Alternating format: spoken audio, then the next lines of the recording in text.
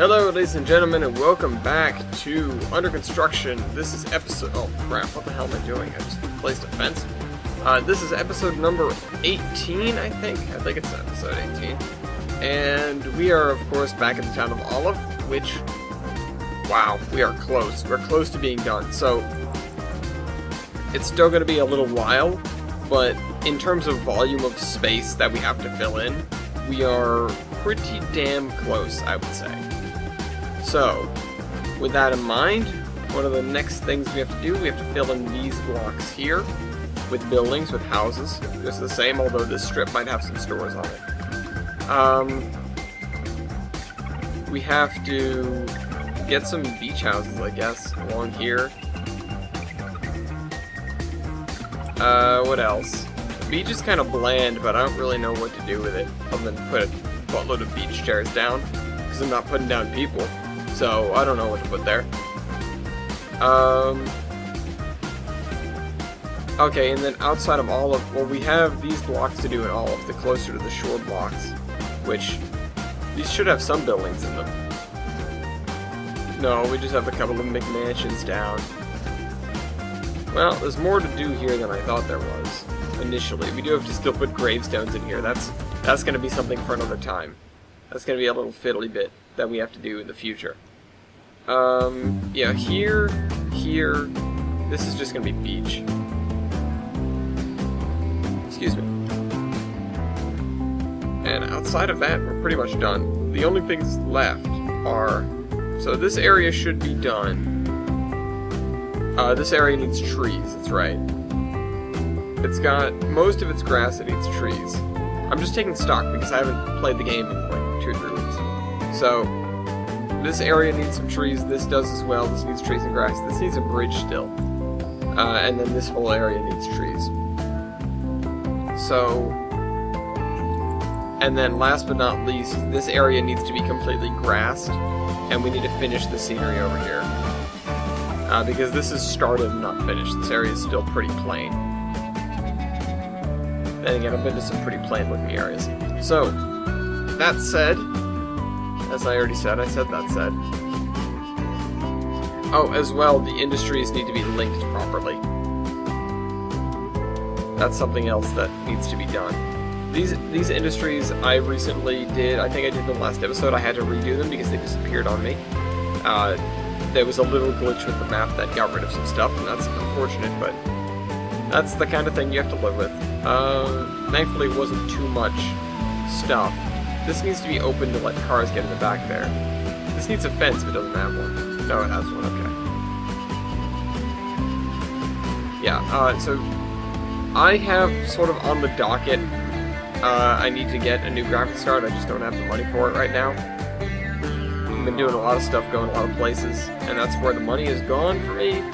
So, unfortunately, I can't just run out and grab one. But, so I'm going to work on the trees over here, because this is the thing that we started and didn't finish.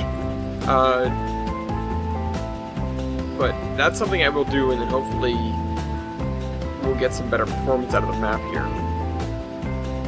That's probably my limiting factor, aside from loading stuff in, but that doesn't seem... The game does not seem to be perturbed by the fact that it's difficult for my computer to load things in. It still runs just fine, and then doesn't show me what I'm looking at. That's the downside, and that's, all things considered, not the worst downside in the world. But, oh, that's right, I can now talk directly about where all of my money went, and don't take that as a dissuasion from doing the things that I do, or the things that I did, because this was totally worth it. So, to start from the very beginning, this isn't a story that needs to be told from the very beginning, but it's something that's something I'm going to do anyways.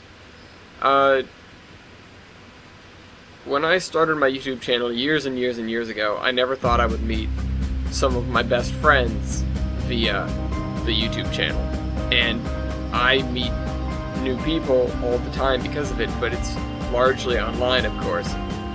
And, well, for the record, if you haven't met me, I mean, I don't have a lot of time these days, unfortunately. I would love to talk with all sorts of people.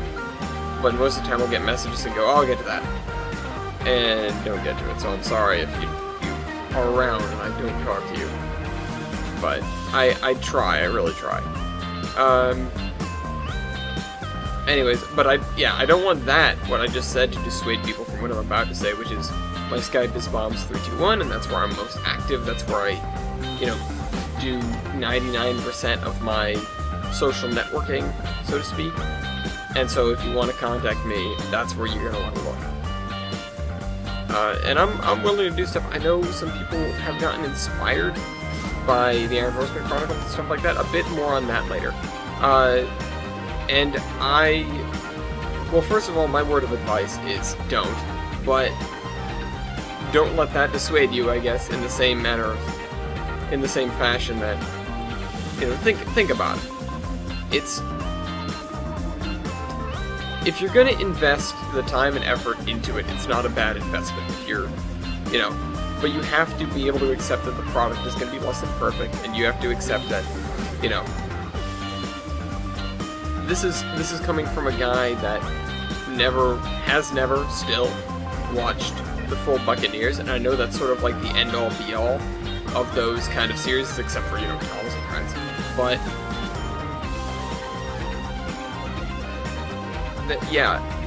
you have to accept that your product will more than likely pale in comparison, or at least be compared to and not be able to live up to, in the eyes of a great many, the series of old. But that's not why that's not why I say don't, because the comparisons like that are kind of dumb. Everyone has different skill sets, everyone writes differently, thinks differently, hell, even, does the editing or what have you. At any rate, let me get back to where I was. So, first of all, how high is my radar distance turned up? Way too high. Way too high. Hold on a second. Turn that back down to a modest 2500. Thank you. That looked awesome, but that does not help my frame rate at all. So, anyways, the reason I say don't is because in order to get a decent product out of it, you need a lot of people, first of all, and a lot of time and effort. It is a real labor of love, and that's why I'm having trouble with it right now. And once again, I said I'll come around to that a little bit more later, but do not fret. In fact, yesterday I was talking with people, and we're going to get the show on the road a little bit quicker once more. I sent around sort of a volunteer sign-up sheet to people in my group, and honestly, things are looking up. They're not looking up that quickly, but they're looking up. It's better than it was. It's better than it has been in the last few months, where things have sort of stagnated aside from my writing. Mostly because that's something I can do on the train to and from work. Alright, so I'm going to rotate that. I think I'm going to leave a little gap there. Yeah, let's leave a little gap there.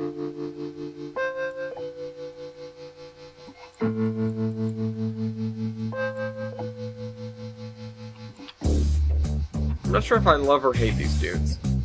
So, anyways, I went off on a lot of tangents and didn't finish any of them there, I think. But it's a labor of love, and it's the kind of thing where the emphasis is on the word labor. There is an excessive amount of work that goes into a series like that,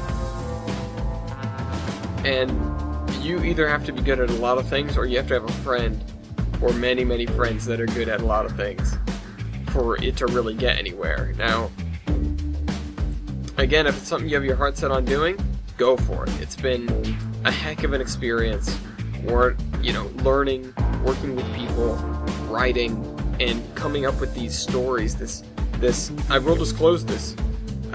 Basically a 10-year plan. There are at least 10 years of stories to tell out of the Iron Horseman Chronicles and the Iron Horseman Railroad. So even if the series never reaches that, I intend to write there, and at least in the end, you guys will get to read that. Now, admittedly, it won't be... What the heck is this?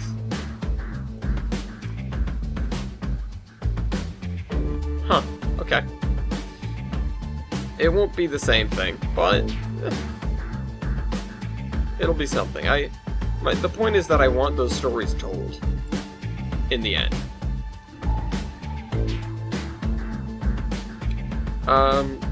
So, where was I?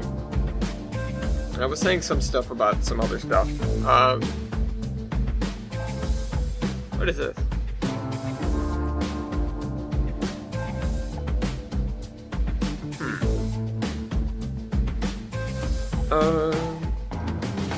Yeah, I got off on a hell of a tangent.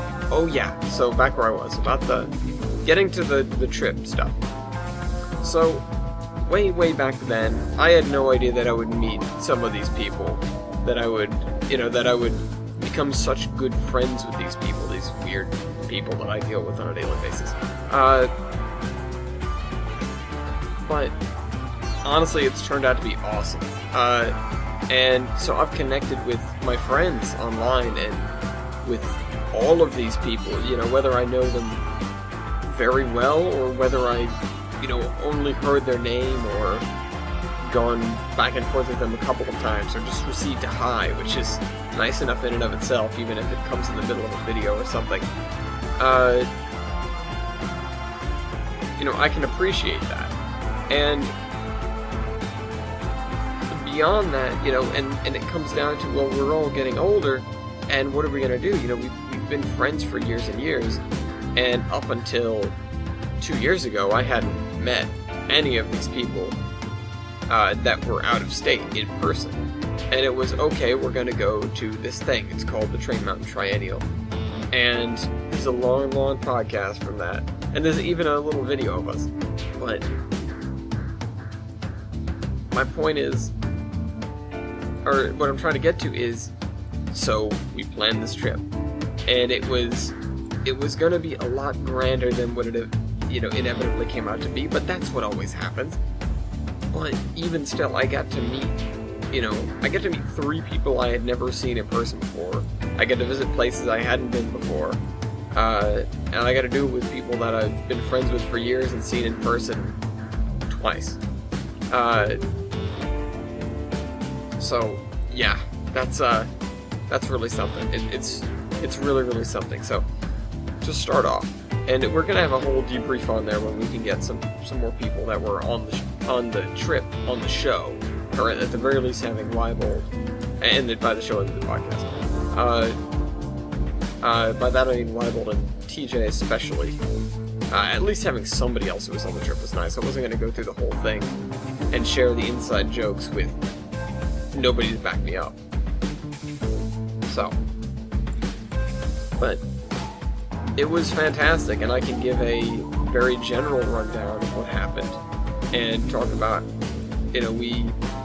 Weibold came to Rhode Island, and I gave him this vast grand tour, although, pairing the words Rhode Island and vast is never appropriate. Huge tracts of land. But I drove them all around. We had lunch/dinner in Bristol at this place. I don't know, that I'd never been to before, and he just sort of pointed out. I was like, ooh, that place looks good. And I was like, it does look good, because we were hungry. He had just gotten off the plane, and we just immediately went on this mini road trip. And so we it was really cool being able to show him around my state. And then from there, of course, we hit the road. We paired up with Madison and with TJ, and we hit the road. We got out there. We drove for 6 or 7 hours or whatever, and got out to Pennsylvania with one major pit stop in between. Danielson, Connecticut, something like that. There's a trolley museum or there's a rare museum out there. We stopped there to get breakfast, and then we continued on our way. And that was a ride, because I took a path that I'd never taken before, that TJ had never taken before, because he's gone to Pennsylvania tons of times, he's got relatives out there. But, you know, like I said, we took a path that neither of us had been on before. That is not what I wanted. I wanted the building. And that was entertaining just on its own.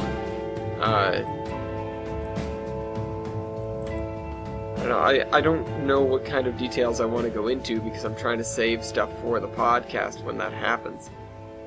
But I can't say enough how amazing of an experience it was. So we get out there and we spend our couple of days there. We go pick up Chris. We go see the 113. We settle down in the hotel, go in the pool, whatever. We're having a great start, and then and you'd think this is where the bad part is. No, it just gets better and better. Because first day, I wish I had my little thing here with me. I had a notepad that I wrote down like nicknames for the days. I'm gonna go over them on the show. But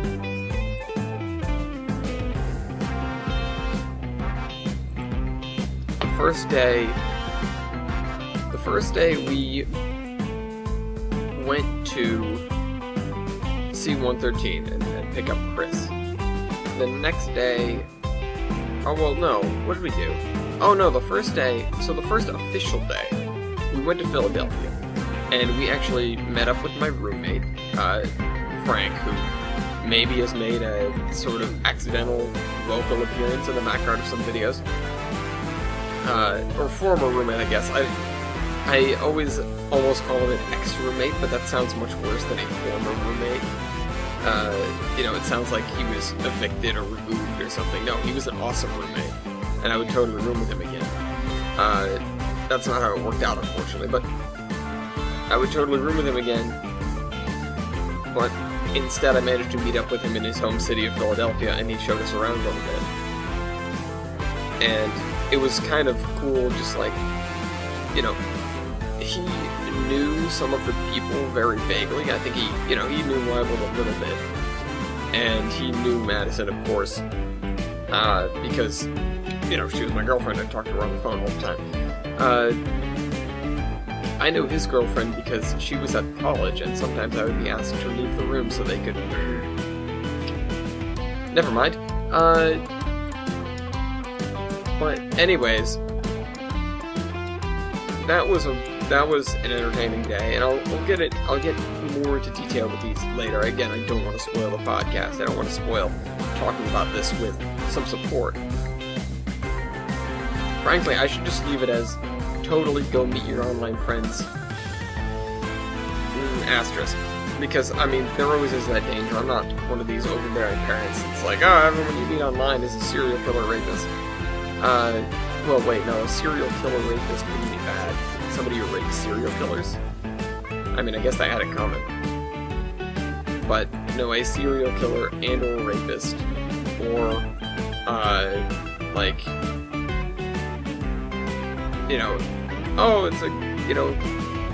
you quote-unquote fall in love with somebody online, and they're your internet girlfriend, and you go to meet him, and it's a 40-year-old man.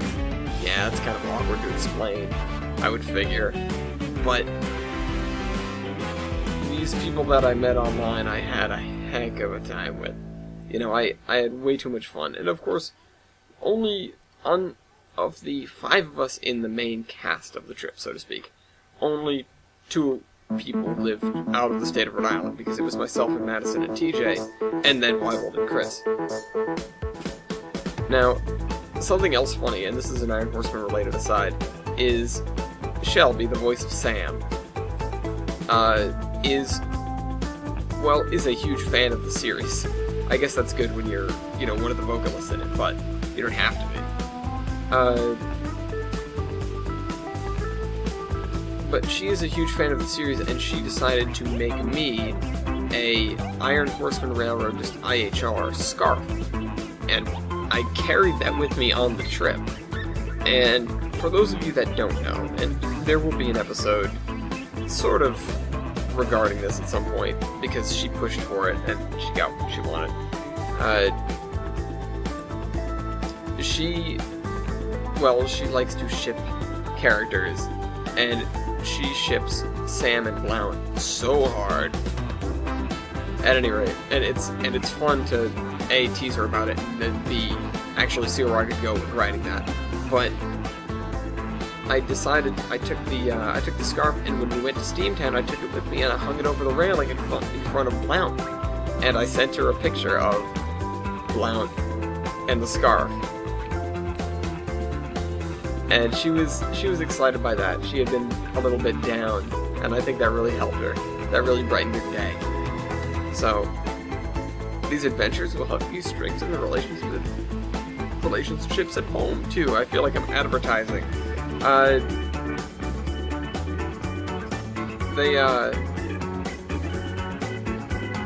Okay, so another thing about these little trips, like,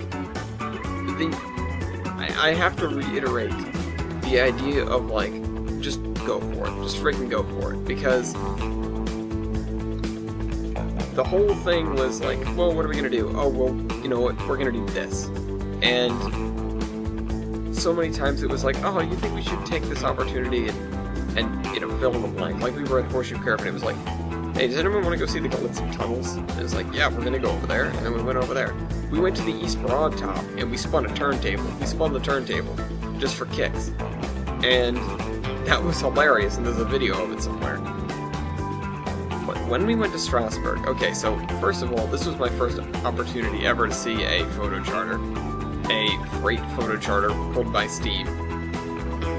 Pulled by our very own Westie number 475. And that was amazing to see, just from a, yeah, I'm totally forward point of view. Is, you know, steam locomotive pulling period freight. Wow. But as well, the previous day, I think it was the previous day, or the day before. No, it was the previous day, it was the Friday. We had the, I nicknamed it this, I'll disclose this one, the Extrasburganza. And what that boiled down to was, we started out in the morning, and we went immediately to the Hostling tour, and we got to watch them basically wake Westie up, and fire up 90, who had been cold. Fire up Ivan. And first of all, the whole time I'm trying not to do the Ivan voice too much, but I'm doing it a lot, just because it's fun. And then, so we get that done, and we look over, and of course this isn't a surprise, this was expected. There are our very own Heinz, Flegel, and Sam McCutcheon. Now, Sam is not a part of the series, I don't think. I think he's done a minor role somewhere. Flegel has done some minor roles, and I think we'll be receiving a couple more major ones. Or major one, at least. But he's played an important role in the Iron Horseman Chronicles, just by virtue of making stuff. Now, he's the one that made IHR Chris. He's made some other things that I won't talk about. Spoilers. And he's also made a proper version of Lee, the Ben Neo mogul, being 1360, B&M 1360 instead of whatever it is by like default. And that was something that needed to be rectified. That was one of the few things where it's like, this isn't quite right, but we're gonna let it fly for now. Also, as a side note, because we're getting Ivan from K&L Trains, and I am excited about that, and that's definitely going to replace the original one. The thing is, we need Gabe, and I'm thinking of getting the 060, the CN 060 from K&L Trains, and just trying to pass it off, calling it good. I don't know. We've gotten away with stuff like that before. It would just look so much better than what we currently have. So anyways, yeah, that's on the horizon, looking forward to that. But, and then Heinz is the voice actor for, I think he's been a couple of, a couple of, like, human characters. Dean has done a lot of human characters. But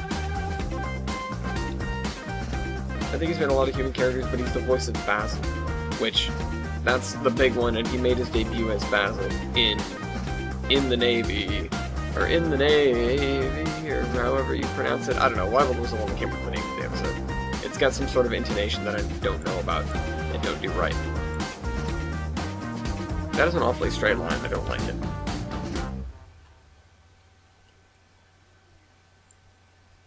So, I don't recognize this one. Oh, it's this one. I recognize it now. Alright, so, anyways.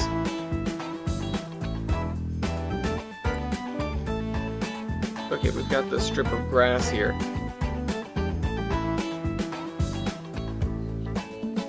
What am I gonna put back here? Do I get a fence in any of these houses? I think I'll just grass up the area between these two.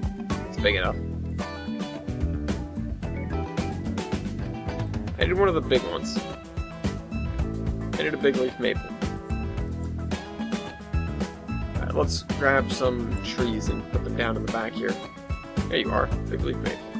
One tree. That's kind of brushing the house. There. That's better. Okay, so it was great seeing the chemistry between everyone. You know, there was a point where we all got really kind of punchy, and we were just like shouting things in the car, you know, randomly singing. We got addicted to the Postmodern Jukebox, which if you don't know them, look them up. They are awesome, and they're coming to an area. They're coming to Worcester. They're coming to Worcester near me in November, and I might go see them. This is the thing I need to avoid. This is where all the money goes. It doesn't go to the computer like, you know, maybe it should. It goes straight to concerts and trips and stuff like that, you know. I don't know why, but it's like, oh, I should do this. Because I know I'm going to be able to get a video card at some point, but I don't know when Postmodern Jukebox is going to come around again. It's, you know, in one sense it makes sense, in the other sense not so much. But it's like, I'm trying to save money, but it ends up just being save money for the next trip, and that's kind of it. You know, these expenses always come up. I should try to have a buffer. There's a thing, you know, like, to all you guys out there that don't do much with money yet, maybe you're too young or whatever, whenever you get the chance to start trying to manage your own finances, obviously, and I mean, I say obviously, but it might not be obvious to some people, you're going to want to leave a buffer in case, A, you have something that you want to spend money on, or, more importantly, you find something that you need to spend money on, and I don't care if that's a medical thing, or a car thing, or just unexpected fees, or whatever. You know, obviously, if you're too young to manage your own money, you're not going to be owning a car, or a house, or probably paying your own medical bills anytime soon, but you never know, and when you get older, it's really important to be able to have and keep that surplus, to train yourself to, okay, I'm going to keep this money in, you know, in this place, and either save it for a rainy day or save it for the next big thing. And no matter what, you're going to want to save something, you know. Right now, my family is planning a trip to Italia to meet some relatives that I didn't even know existed until very recently. And the thing I'm saving money for is, like, paying off the people who paid for my airfare and stuff like that. And that's, you know, I'm very happy with the job that I got, even if it takes me away from doing this, and takes me away from doing the Iron Horseman Chronicles this summer. A, it's a precursor to how life is going to be. Life, you know, stuff gets in the way, jobs are hard, and there's a lot of work, and that's sort of what you dedicate your life to, except on the weekends and holidays. And in a sense, it really sucks, but that's, you know, that's life. That's life. Unless, I don't know. There aren't too many places where you can't, or, you know. Hold on.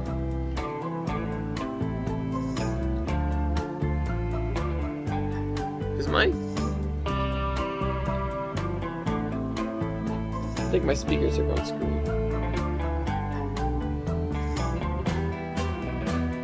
Alright, well, whatever. Something's gone screwy.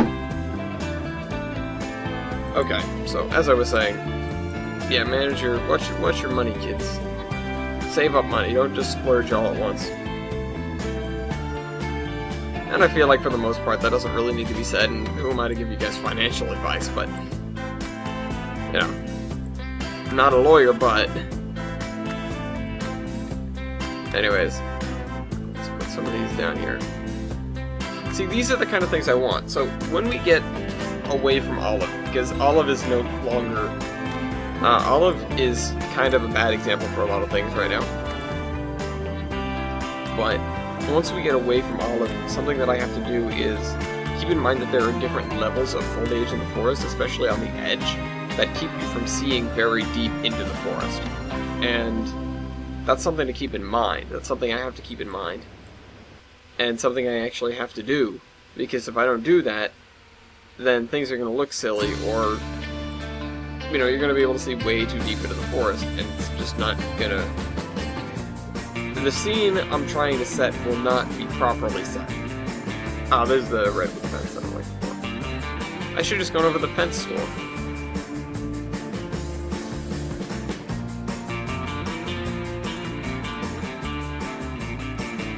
That was Mason who suggested that, right? Because I should name the place Mason's Hardware. Mason's Fence and Hardware.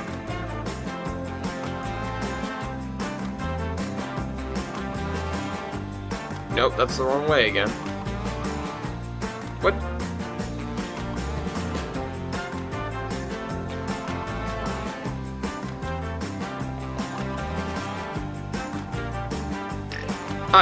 I was holding shift. Oh, I was holding enter, wasn't I?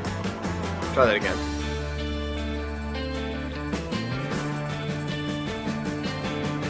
There.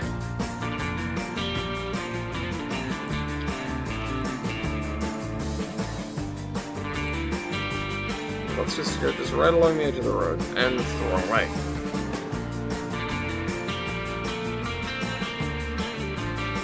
Start it from here.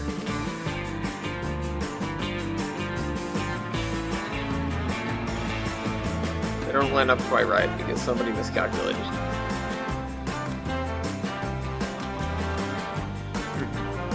That's going to annoy somebody. It annoys me, but, you know, it's worth it for me. Let's get a hedgerow in between these two. Or just, like, more grass.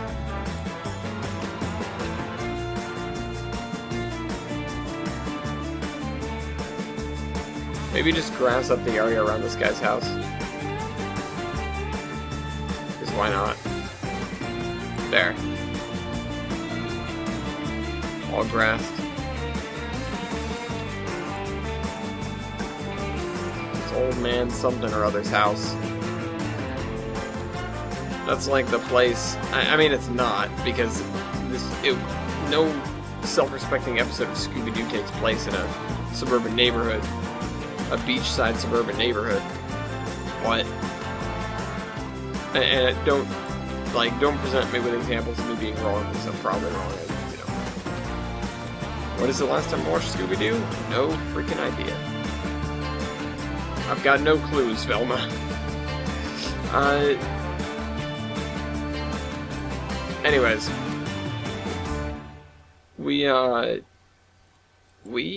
What was I don't even know what the hell subject I was on. I got distracted by, you know, the thing I'm supposed to be doing, which is building the map. And I don't know what stories to tell and what stories not to tell. I don't know. It's got me stuck right now, because I don't want to give spoilers, but frankly I should just talk about them and talk about them again, because I'll get better commentary with Wybold and TJ there. And TJ and I can talk more about our little excursion out to Maine as well, and by the time you hear from me next, probably, I will have hiked up Mount Washington. Actually, by the time this comes out, this is going to come out pretty freaking late, considering all the videos are going to be late. Like, you just need to accept that now, and that sucks, but the fact of the matter is basically I can make videos on time, but I cannot get them out in time. Because making videos and putting them out is like a multi-step process, and each step takes frickin' forever. Especially the making them part. Uploading them no longer takes any time because I got wicked fast internet now. But the whole processing them, even just having the time to slap the intro and outro on them is tricky.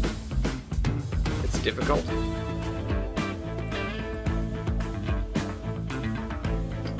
But I will get to it all.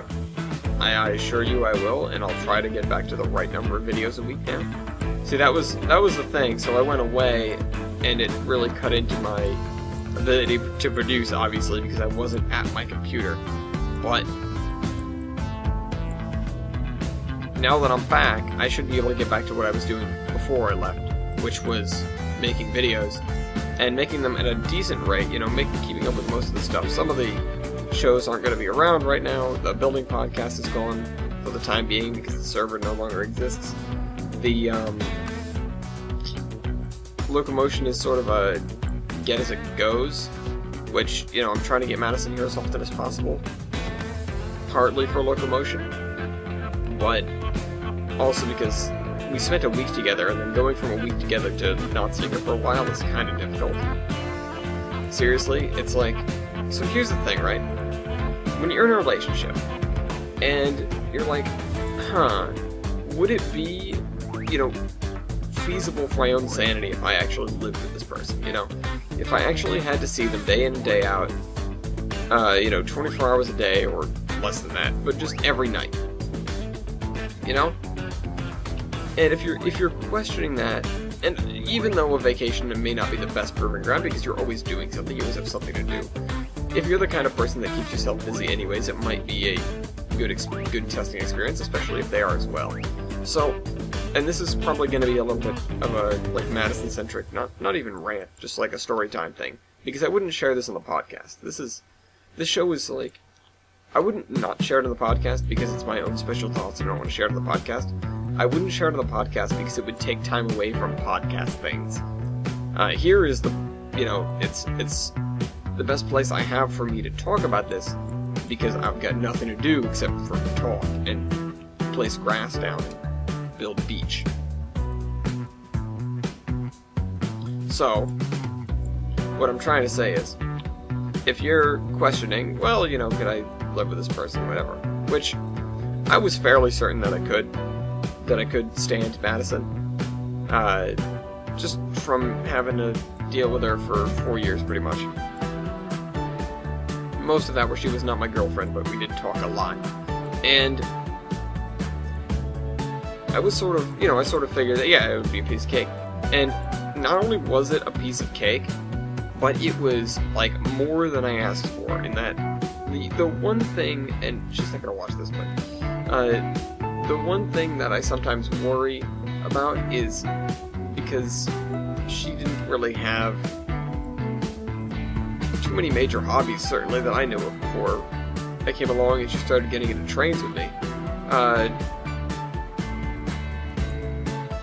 I was like, well, is she gonna be able to handle, like, the overload of trains, first of all? The overload of trains, B, the foaming, which, you know, especially when there's a photo charter with 475, TJ was like, well, we were like, keep it in your pants, TJ, and he's like, nope. Okay, maybe that isn't quite how it went down, but, you know, you get what I mean. It was exciting for a lot of us, him especially because he loves Strasbourg so much.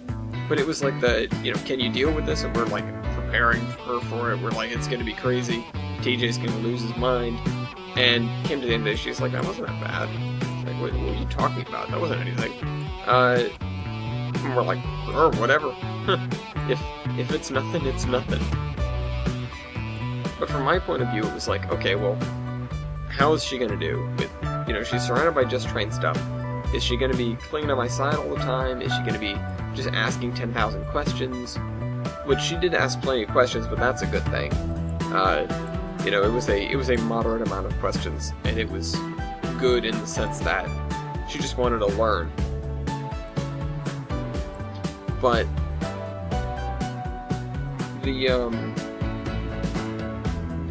thought was, well, what's she gonna do? And basically what I'm trying to get around to is, I was concerned about her ability to be independent while on the trip, you know, and sort of make the entertainment her own instead of focusing on us, and focusing on me in particular.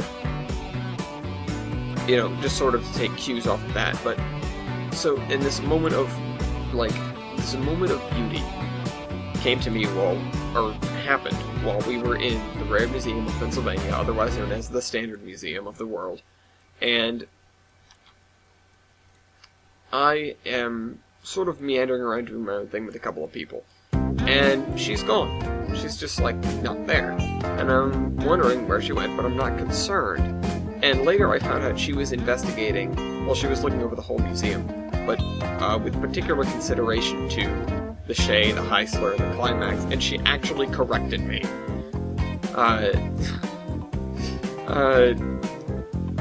Because she goes, oh, okay, I'm gonna go look at the Shay some more. And I was like, wait, you mean the Heisler? And she's like, no, there's a Shay there too. And I was like, whoa. You know, it's like, I just got corrected by her on what's in this museum. In a train museum that I've been in before. And that was like a moment of, holy crap, this is, you know, A, holy crap, I love you. But B, damn, she's, you know, she's making this trip her own.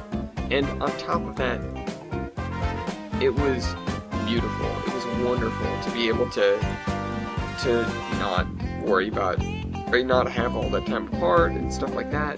There was no point where I was like, alright, enough of this, I need some alone time. And, you know, I'm sure that would happen eventually, and that does happen to me. Because, you know, I'm not extremely introverted, but I do like to have the time where I would say talk to myself, but talk to you guys, you know, where I don't have to listen to people and, you know, responding to me. Of course, I encourage you guys to respond to me in the comments, and my snide remarks about disliking people are really quite tongue-in-cheek. But, you know, you'd think there'd be a point where it's like, well, I'm done with this. Can you just give me a break? And not only did she just go off and do her own thing, so essentially gave me a break without me asking, I didn't need it. It was, you know, it wasn't a bad thing. Like I said, it was an amazing thing. But it was what it was. And what it was fantastic. Now I can go on and on and on and on about that, but I feel like I'm going in circles here, so I'll try to move on to something else. If you can find a girl that will, A, indulge in your indulgences, as in like the same things that you like, and at the same time either enamor herself with them, and this is speaking to the guys in the audience, or the bisexual or lesbian girls, anyone who likes girls in the audience. Or, on the flip side, if you like guys, then you can find a guy who will indulge in your passions the same way you do, or at the very least, you know, support you in them. Then there you go. Then you're freaking golden, my friend. And I'm happy with what's going on in my life currently with regards to that. So, you know, that's a bit of, so I did the financial advice portion. That's the relationship advice portion. We're gonna move on to,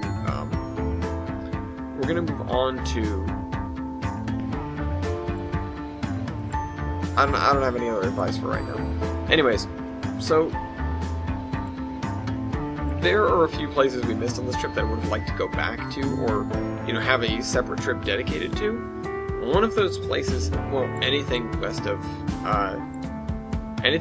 Altoona we didn't get to, although, anything west of Gallitzin, I guess, because it was the Gallitzin Tunnels was the westernmost place we went.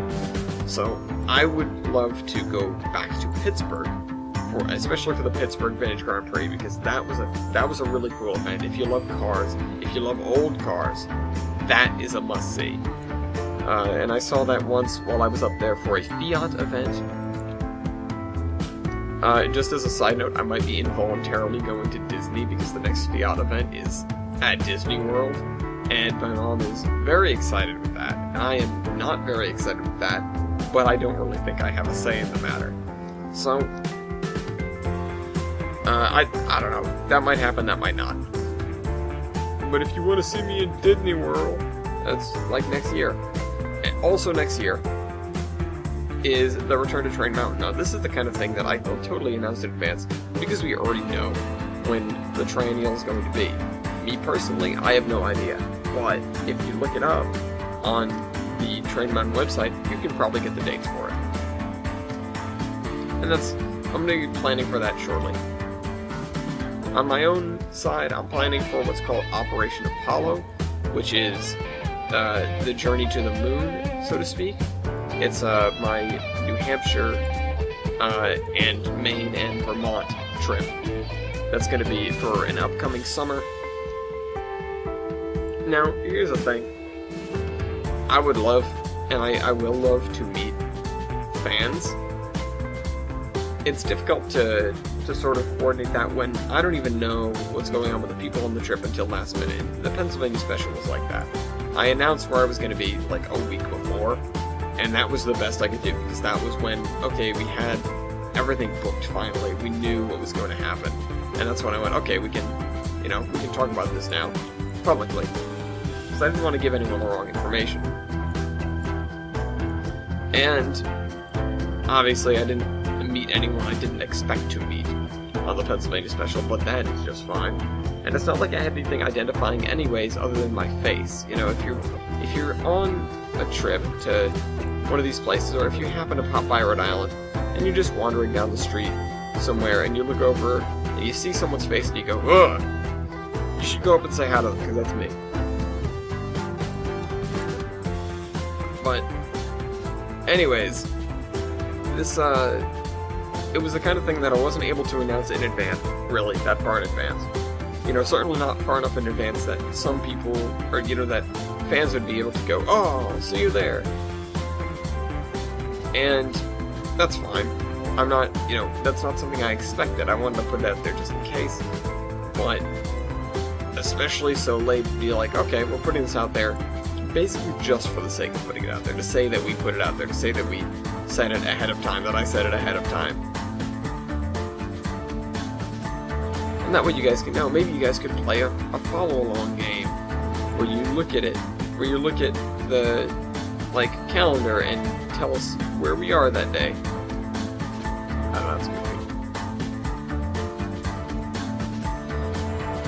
goofy. We already know where we are, you don't need to tell us. If we don't know where we are, you're probably not going to be able to tell us. That was another thing on the trip. So, okay, here's my driving advice. For those of you that don't drive, avoid using the GPS at all costs. Because people need, I think, this is my get off my lawn segment. Back in my day, actually, there was never a in my day. I am not old enough to have lived through a period where I had to drive with atlases and maps. My parents did that when I was very young, but, you know, consumer GPS units have been on the market, or had been on the market for a long time before I started driving. And a long time, you know, a few years, but long enough that almost everybody had one, and I was the outlier for not wanting one and not using one. I still do I don't use MapQuest, and when I want to, and I prefer to do this all the time, but it's impractical on longer trips. When I want to, I will just pull up a Google map and figure out where I am and figure out where I'm going, and just go solely off of that, instead of having it figure out a path for me. And I prefer doing it that way. I feel like it helps my sense of navigation. It doesn't help my sense of direction, really. But it's also given me newfound respect for the Department of Transportation in every state I've driven through. Because there is an art to putting the right signs in the right places. And without fail, I'll be driving down a road and go, oh, I really hope that this is the right road. And it will be. You know, more often than not, you'll see a sign saying, oh, you're on Route 202 West, or whatever. or 209 south, or I don't even know. Wait, 202 would be east. Yeah, 209 would be south. North south. Probably. I don't know. I don't actually know about that because of the way that routes work. I know 9 and 1 are north south, and 2 would be east west. But you know, you're on US Route 6. Okay, cool. Now I'm, you know, at least I'm confident that I'm on the right road, still going the right direction. And it's funny, you hear about, you know, in the older style shows and older style movies and stuff like that, you know, if you passed X, you've gone too far. When I was little, I thought, well, why would they have a thing if you've gone too far? Just tell them where the turnoff is. But then, you know, as I grew older, I realized, duh, if you miss the turnoff, you're going to need something to indicate to you that, hey, I need to turn around. And that's the, well, if you see the fill in the blank, you've gone too far. And I've had to make those sort of, those things for myself. You know, go into Google Street View and see, okay, so there's a place here with a red roof on the corner, and that's where I have to turn. And if I miss the place with the red roof and I see a sign for, you know, something national park, then I'll go, okay, I need to turn around because I missed my turn. Unfortunately, it's unhelpful if, you know, if that's out of date or something, and you're looking for the place with the red roof, and the roof has been repainted and is now blue. I don't know. You can get caught in those kind of situations, which obviously is why I say I'm not saying that this is superior to a GPS in any way, shape, or form. That's not something I can argue. GPSs are invaluable to a huge number of people, and they are incredibly useful. I just refuse to use them. I don't want them. I don't want one. I had one in my car for the longest time, and because it was given to me as a gift, I didn't use it. My stepmom had hers stolen out of a car, and I said, use mine. Well, she asked me if I could use mine, and I said, keep it. And she did. So, she's had it ever since. I don't have my GPS anymore. This irks my mom, who's like, just use the GPS. And I'm like, nope, I'm figuring this out myself. And I will. I'll figure it out myself if I get there myself. And Madison has put it very eloquently. She's like, I trust you to get us there. I don't trust when you're going to get us there. And that is completely fair, because I am one of those guys that instead of following the GPS, of course, I'm making my own route. And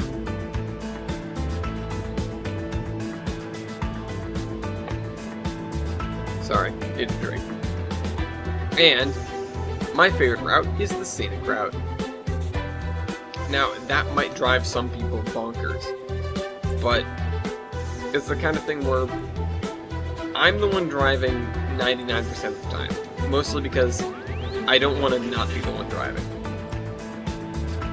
Other people might want to drive, I get that, you know, but for the most part, if we're going on like a 7-hour cross-country drive, I'm going to be like, nope, we're driving and we're taking my car. Unfortunately, my car has some shortcomings, like not having air conditioning.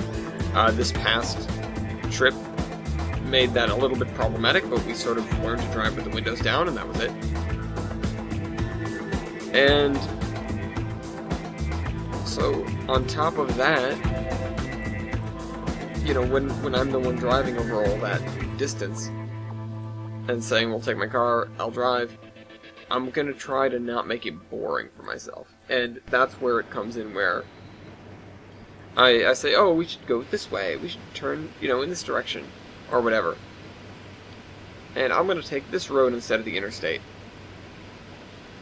It's like, why? Where are you going? What are you doing? Why are you taking us this way? And it's like, well, because I want to, because I'm the one driving right now, and I get to pick which way we go because I'm the one driving, and I'm gonna pick the way that makes me, the driver, happy. Because part of a, you know, it's a great American road trip. Most of the road trip is the road trip. It's the driving on the road.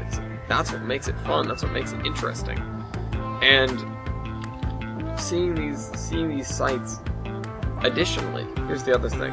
Interstates are boring as sin. Seriously. they are made to a very rigid set of standards. They're, they all pretty much look the same. Very few of them even wind at all or go through, none of them go through little towns, obviously. There's no stoplights on the interstate. And so many of them bypass all sorts of interesting things and interesting scenery, and on top of everything else, interesting drives. Now, I'm not talking about what you can see from the car. I'm talking about the roads you're driving on. And that makes a journey for me. When I get to go down these twisty roads and up and down steep hills, hairpin corners, whatever. I went to see a rally, like people driving in the woods on these dirt roads at extremely high speeds, and oh my god, that's a dream for me. I would love so much to be doing that, and seeing that only made me want to do it more. So I don't know, there's no hope for me. I'm gonna drive my car off a bridge by accident or something. Whoops, that's the wrong way around.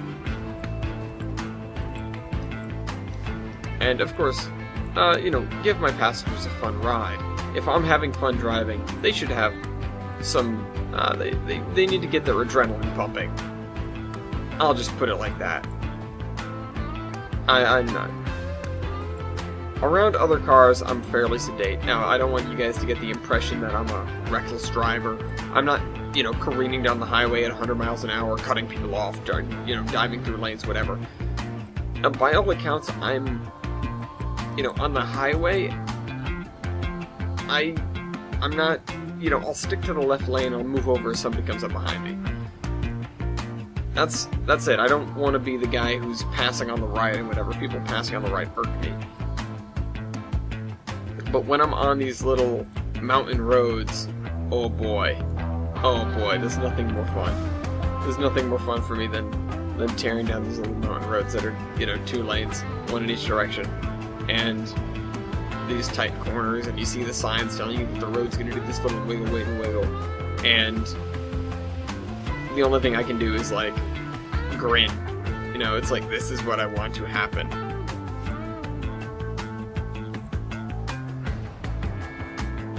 Yeah. I try to have fun. It's a road trip. Part of the journey is part of it.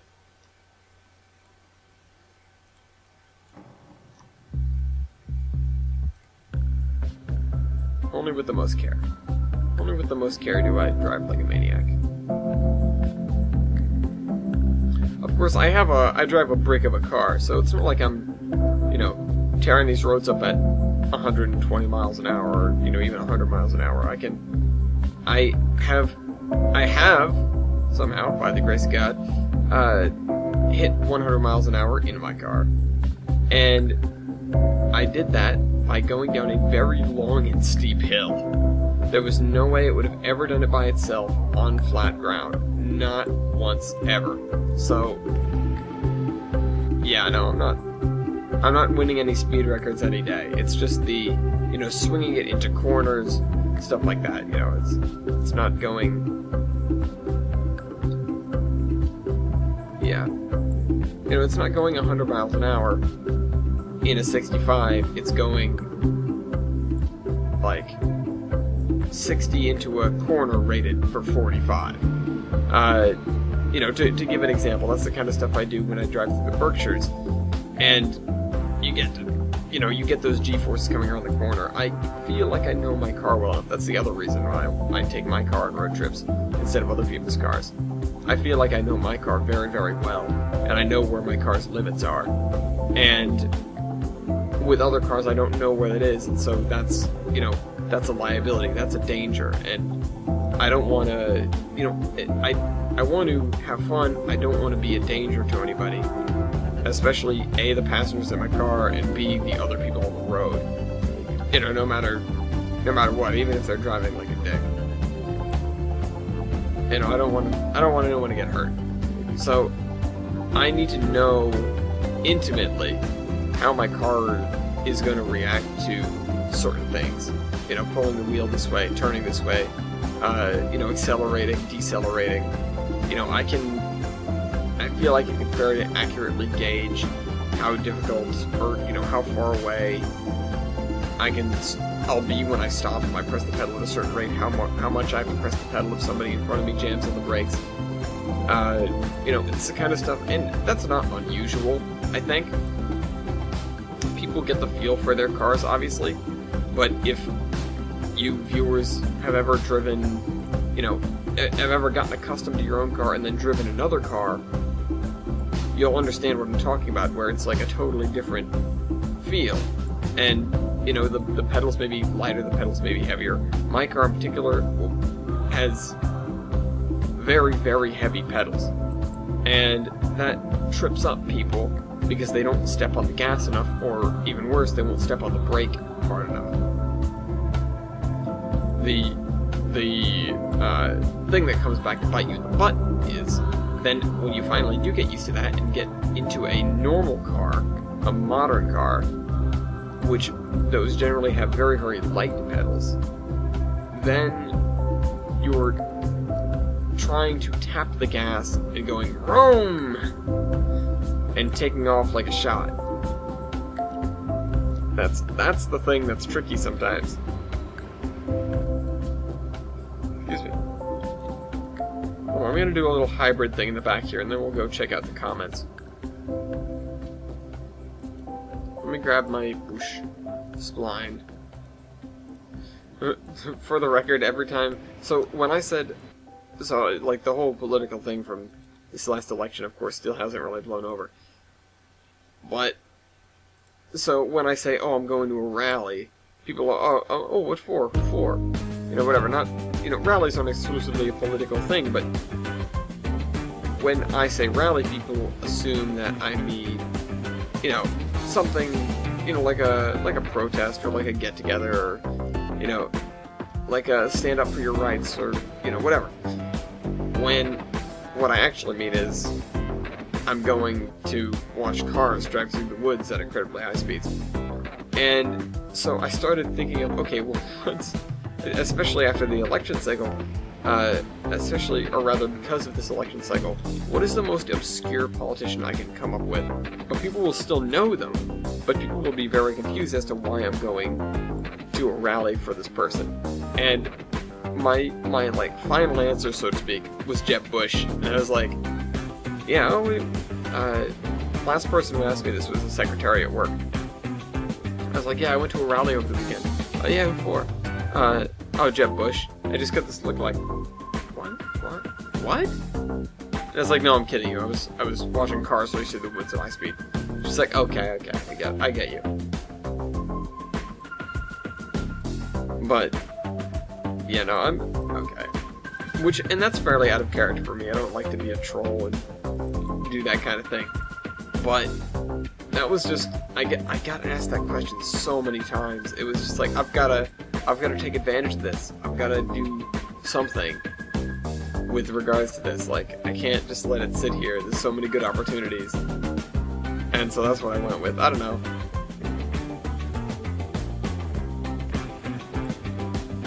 Could have been better. TJ said Mitt Romney.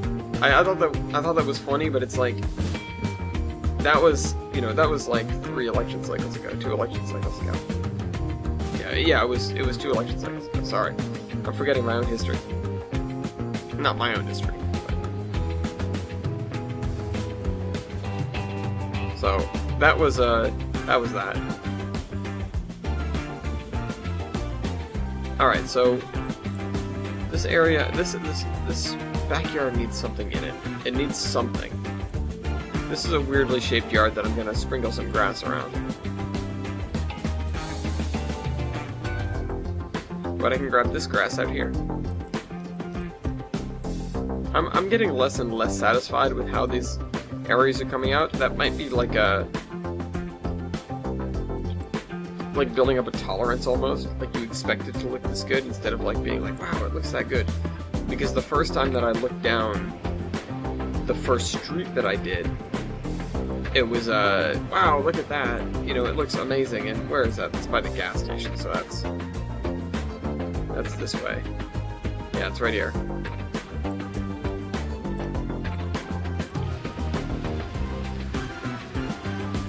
which I'll admit it still looks awesome, but it looks pretty similar to a lot of the other views that are present in town. You know, I can look down this street and get something very similar. But, you know, it's sort of fallen, it's come to the point where I see it and it's like, okay, well, how can I improve that? I haven't really put any trees in front yards lately. That's maybe something I should do right here. But I have been placing a lot of assorted trees. What are you? Oh, you're red oak. Also, I haven't really been rotating them unless I need to.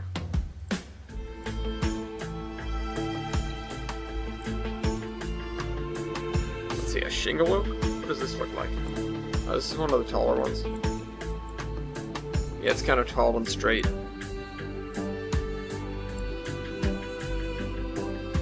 I want to put it like in the middle of the yard here. I want to make it real big.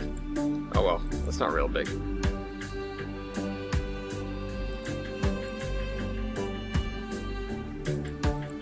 See, I need to get better. I need to get better, but I need to start going faster again. You know, I ended up, you know, since I wasn't here for a while, I sort of slowed down. I'm not doing things as quickly as I was, and we're already like an hour in, and I haven't even made one block of the shoreline yet. I guess this counts. Well, I did this. This counts.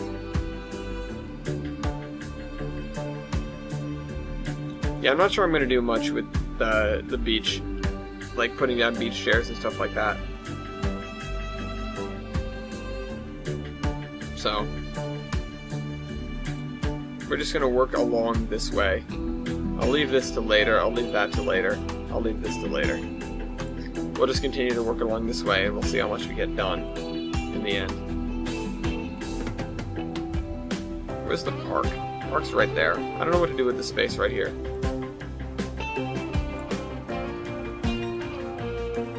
The problem is we have, like, individual gravestones, or else I would fill this in here. I talked about this before. I really wish there was a gravestones line. Okay, anyways, let's go get the comments. I don't think there isn't anything real useful in here now, is there?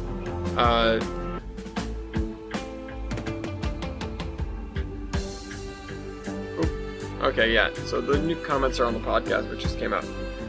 Top one I replied to, it was by Logan Elder. I get a brand new CD for Locomotion, I try to install it on my PC and a blue screen comes up. You know what the problem is.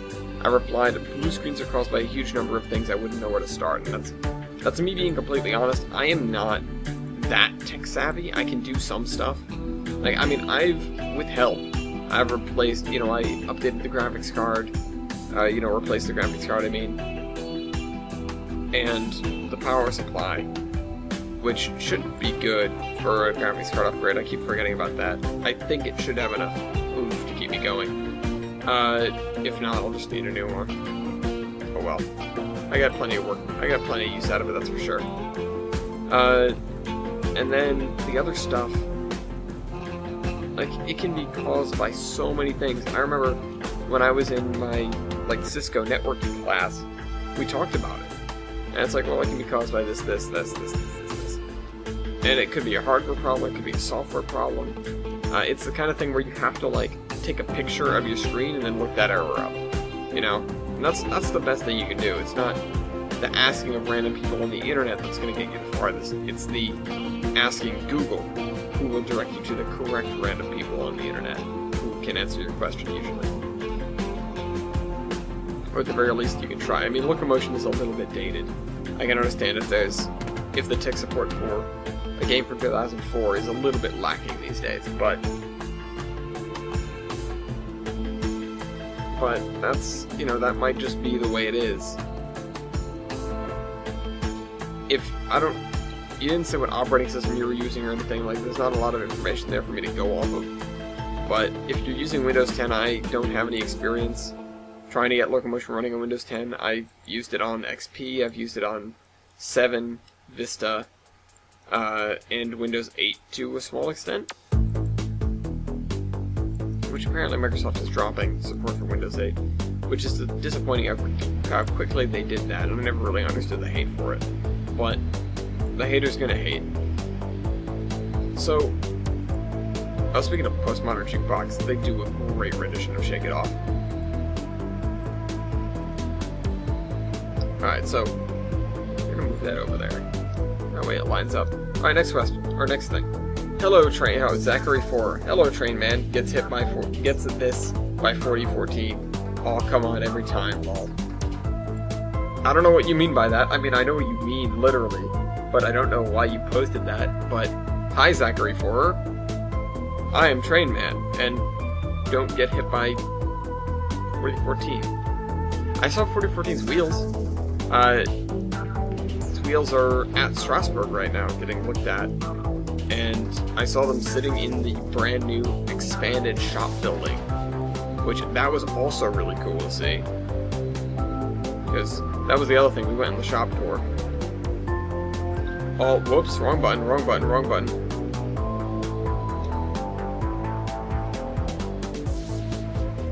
That's right, that's what that does. Yeah, so we got to see the new expanded shop building. We saw a very brightly colored tender and some brightly colored pairs of wheels. But we couldn't see who they were from because they put paper over the side to conceal the owner. We asked who it was, but he said, I'm not allowed to talk about certain things, but you can draw your own conclusions. So, I don't know, I was thinking maybe it was like Universal Studios. They have Steam Railroad, right? No, it couldn't be.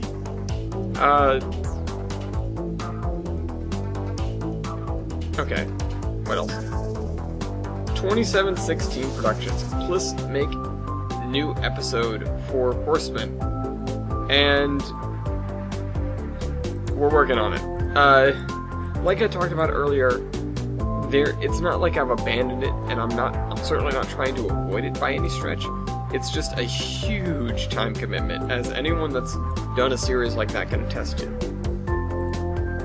Even making a series like this, which all things considered is extremely simple, where I just come on here and I talk, and whatever. Of course, this is, where I'm getting double money, so to speak, because I'm using this footage for this and for Zombie Train, and previously I would just use it for Zombie Train, and so it was 2 hours of footage for a 15-minute video, which is not all that great.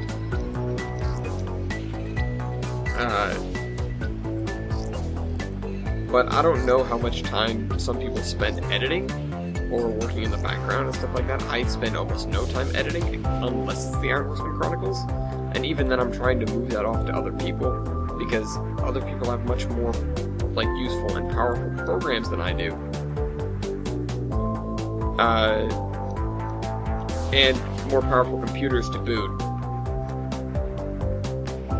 I used to be sort of top of the class in terms of people in my group, in terms of computer power. Now I'm basically I'm just above crap top tier. I'm worst of the desktops. And that can be seen when I'm, in this map I'm getting no more than 20 FPS. Absolutely no more. Getting, for the vast majority of the time I'm hovering between 10 and 15, which is not great. I need some big houses to put here, that's why.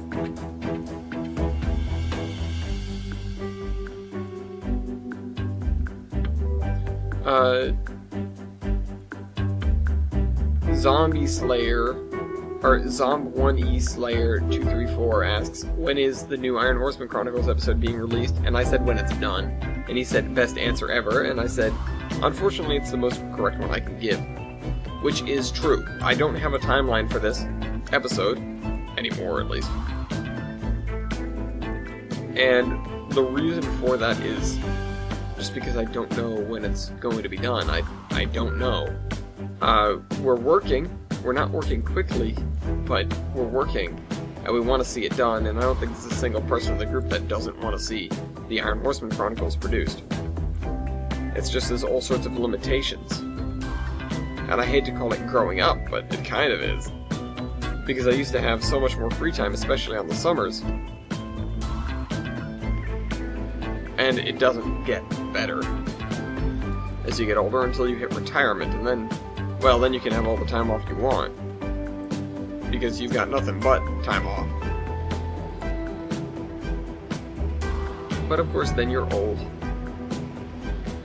My voice won't be nearly as useful when I'm old. Oh, here's the other thing I wanted to say. Now, I may be a busy person. Recording lines does not take up a large portion of my time, just in general. So if one of the audience members, if one of you guys has actually got your heart set on doing a series like that, if you come to me, I will almost definitely say yes to voicing for you.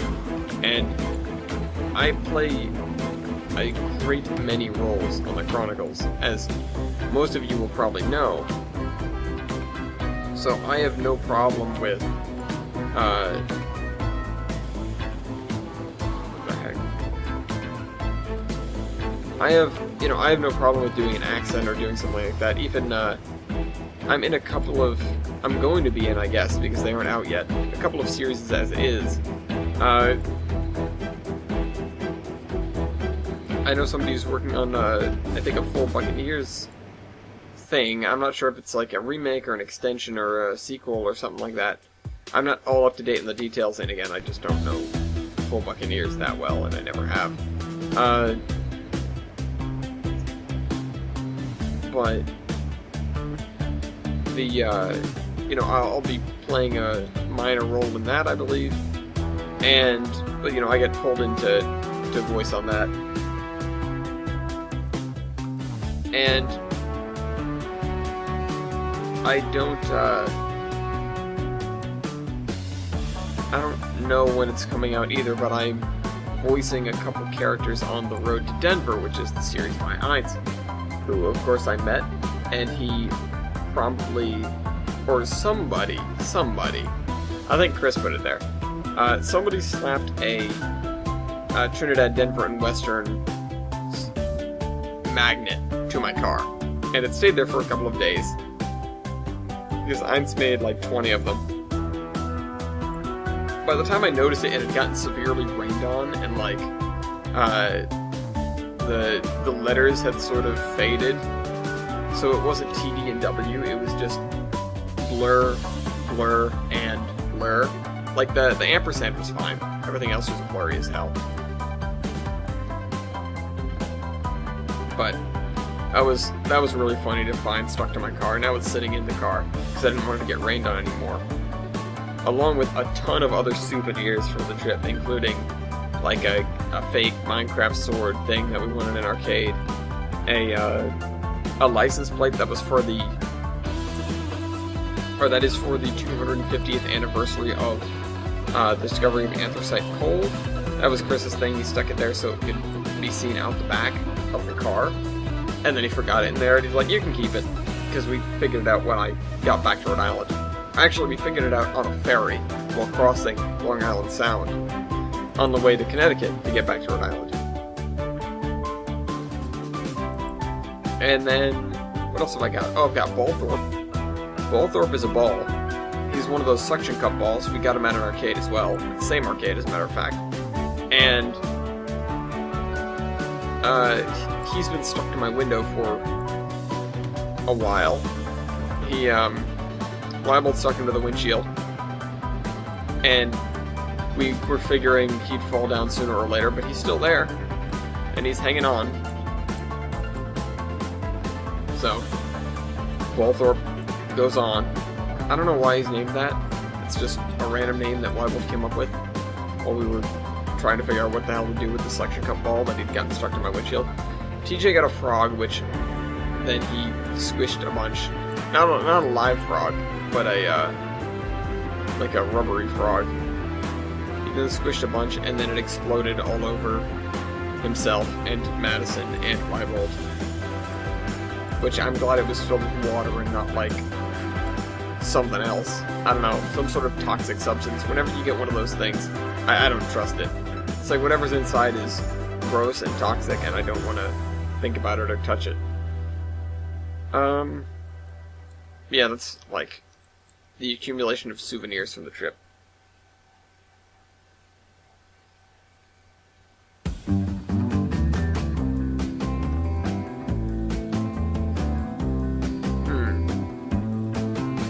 don't know what to do with this lot. I made it a vacant lot, but it looks really ugly, which of course vacant lots do look ugly, but I'm not sure what to put in here. If you guys have any ideas, let me know.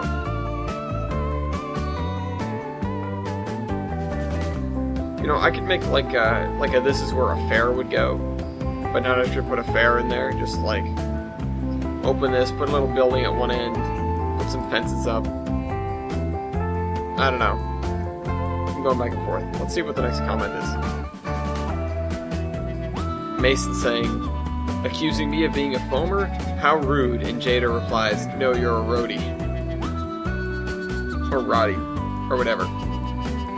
And then Zom1E Slayer 234 says, great video! Exclamation point, exclamation point. Thank you. Also, Mason, you are a foamer. You should have seen. I saw the pictures you took today. You're such a foamer. Anyways, I'm a foamer too. I learned that on the trip. I learned it even more when we went to the WWF and the SRNRL, and I just could not get over that place. Oh my god. I love those places, and I wish I had lived in Phillips. Not really, because Phillips is absolutely in the middle of goddamn nowhere, and there is nothing near it at all. But I wish I was there just so I could help with, the SRNRL, because, and I told the guys at WWF this, and I tried not to, you know, make it sound like, well, you guys aren't the best, because they are, like, miles and away doing better than the SRNRL right now. But as far as 2-foot narrow gaugers go, the Sandy River Range of Lakes is like the railroad. And, you know, it was the first, I think, it was the biggest, and it lasted a long time. So, there's something to be said about that railroad and its significance in the history of Maine 2-footers. And I think, you know, of all the, I mean, the WWF is doing the best, of course. The Maine narrow gauge is doing its own thing. They don't really have ties to a specific railroad. Which, you know, more power to them for that, because they're just sort of doing whatever they want. And the WWF, or rather, I started out with the WWF, right? The WWF is doing very well. The Maine narrow gauge is doing whatever they want, and they're doing okay. And the SRNRL is, like, just sad. It's sad. There's no other way to put it. And I want to see them do better, because I think they deserve to do better. You know, they are an amazing organization. They're in the right place. They are, you know, they are, quote, a cool million, unquote, away from crossing a river with a 200-foot covered bridge, which would make them a huge, like, unbelievably huge attraction. They would be, you know, the only covered railroad bridge, at least in the United States, if not in the world, carrying 2-foot gauge steam locomotives in the place where they traveled, you know, almost 100 years prior. Well, actually, yes, 100 years prior. I mean, there hasn't been a 100-year gap, but that would be something really entertaining to shoot for. You know, raise $1 million by then so you can rebuild that bridge. I would love to see that. But, anyways, yeah, no, they need help. But they're the 2-foot gauge railroad. When you think of 2-foot gauge railroads, you're probably thinking of the Sandy River Range of Lakes. Especially if you watch the Iron Horseman Chronicles, because both of the characters there are from the Sandy River and Range of Lakes. Which, for the record, while I was up there, and I said this on the podcast, but while I was up there, I actually saw the boiler of what might be Sandy. And I think I saw Rangeley's tender tank as well. Because they were just, like, pieces of junk that they managed to find and haul out of the mud. They thought they were scrap, but they somehow managed to get their hands on them. I need to, like, get along here. I think right here is actually a good stopping point, because I don't know what I'm going to do with over here yet. I need to figure out what I'm going to do with this, but what I want to do is I want to work at the other end of town for a little bit. Because I've been doing this all episode, and progress has been... I mean, it's been slow. We've gotten stuff done, but I'm not as quick as I was before. I need to get back to that. Oh, I grabbed the wrong thing.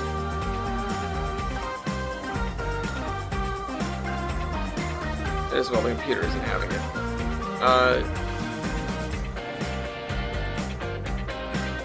The computer's never having it, let's be honest. Yeah, Phillips is in the middle of nowhere. Holy cow. I cannot describe to you how in the middle of nowhere Phillips is.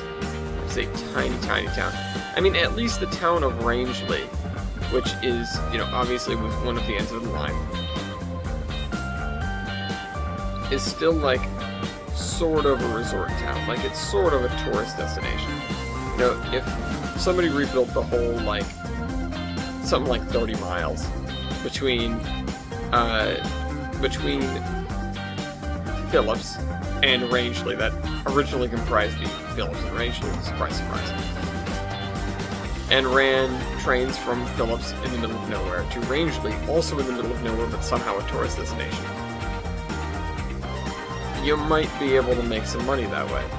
Now, they had an okay complement when we were there, but it's just such a tiny, tiny operation that I don't know how they make money. I doubt they make money.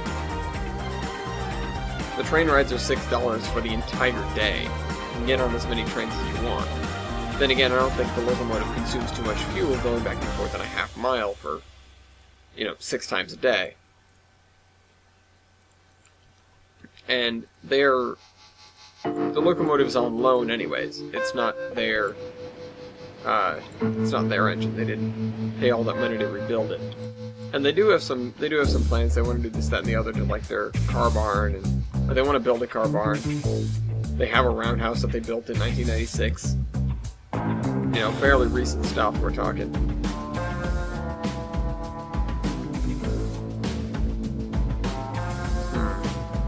Oh, you know what I want? I want the dark sand texture. There. I like that gravel texture I used over there.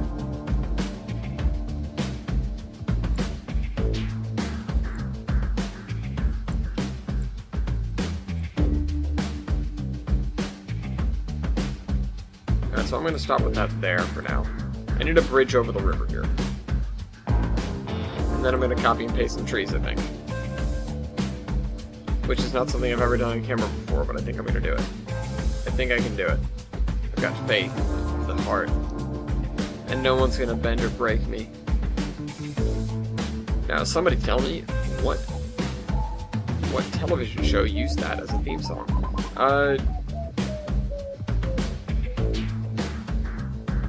I like the gravel texture I just used for the water side over there.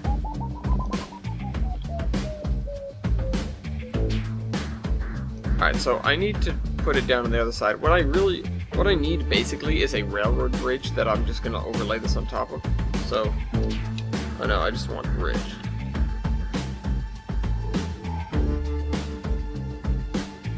What the heck is this? What the heck is this?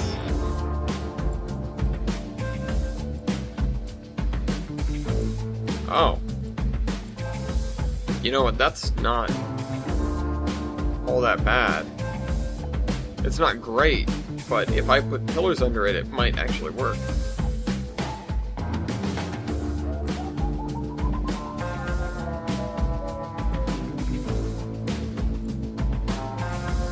Let me see.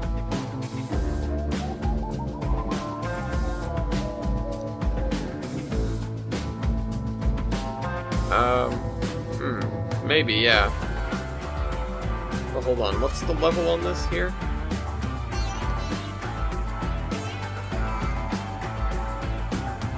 Something like that.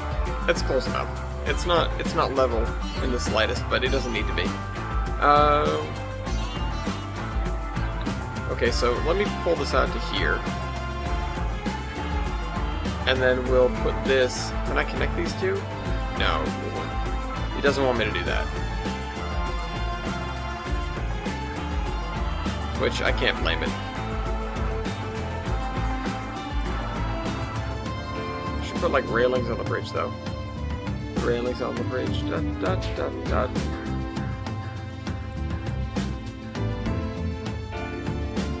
Also, the, can't help but notice that the road is wider than the bridge. Damn it. Foiled again.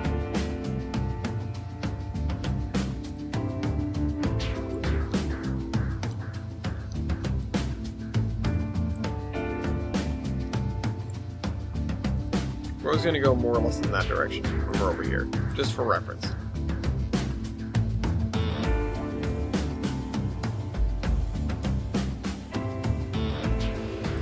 Where's the obnoxious? There it is.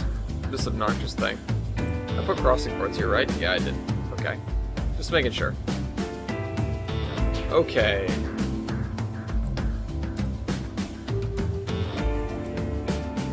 Where is it? It's down here. There it is. I need a wider bridge.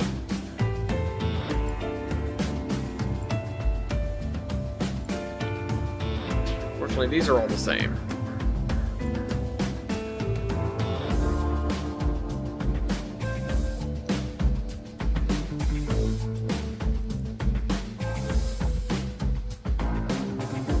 This might be feasible. Doesn't look quite the same, but...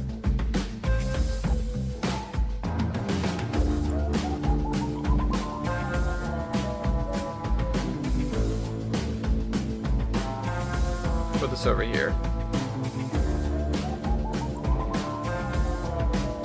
That almost works. It actually does fit, which is nice.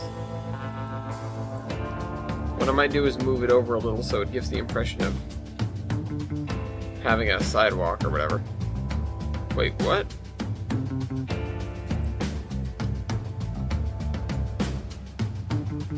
No, I don't want to do that. I want to grab the other one.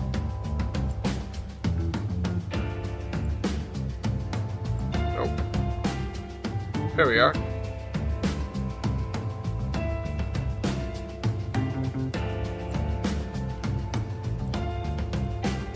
Alright, let me see. Let me adjust the other side. And then we'll add some pillars to it.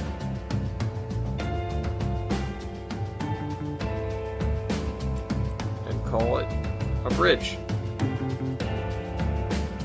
Oh, other one.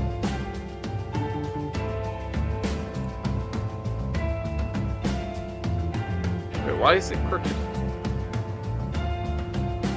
Oh, now it's more crooked. Oh, because this is also straight. I need to add a thing here.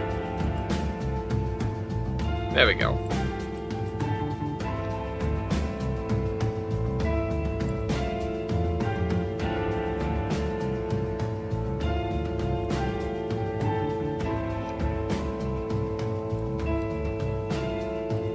Alright, like so. I know we have this, we need to put some pillars underneath it. These guys are good pillars, but I think they're trackside objects and not regular objects. Yeah, so let me get pillar. No, not caterpillar. God damn it. Concrete. No, that's...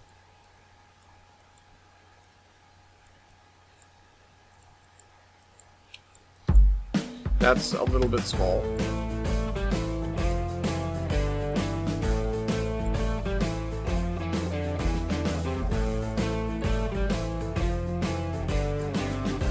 No.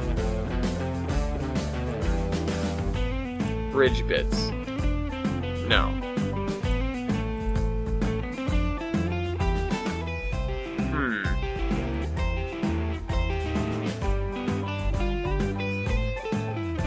Well, that's not how you spell bridge at all.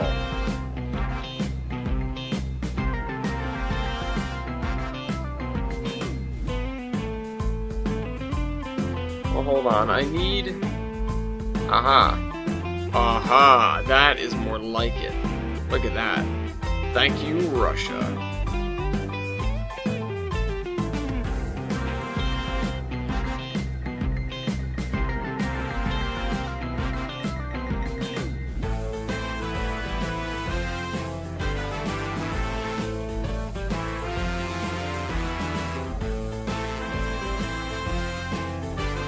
That looks good, actually. Oh, hold on. Careful. We'll have to see if the span looks feasible. If not, we'll have to adjust where our pillars are. This one is lower than that one. There. No, it looks fine to me, actually.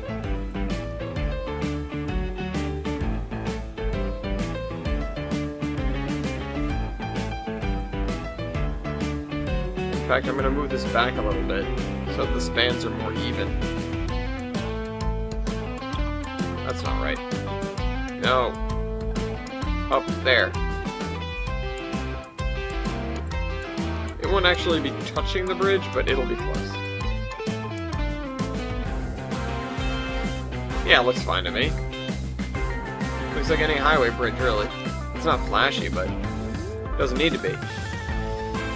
I'm just glad we finally got a bridge over the river. So everything that needs to cross the river has now crossed the river, from the old bridge here to the connector bridge. That one was first. Then I think this came second and then this came third. But this was like an add-on. Or maybe these two came like at the same time. This one would have actually been slightly first.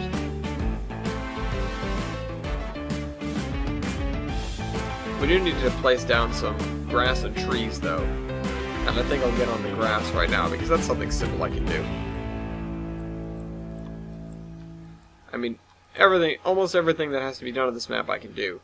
The only thing that, you know, I cannot, is like ATLS crossings. But that's frankly just because I haven't cared enough to figure out how. It's not a lack of, no, it's not a lack of intelligence, it's a lack of drive.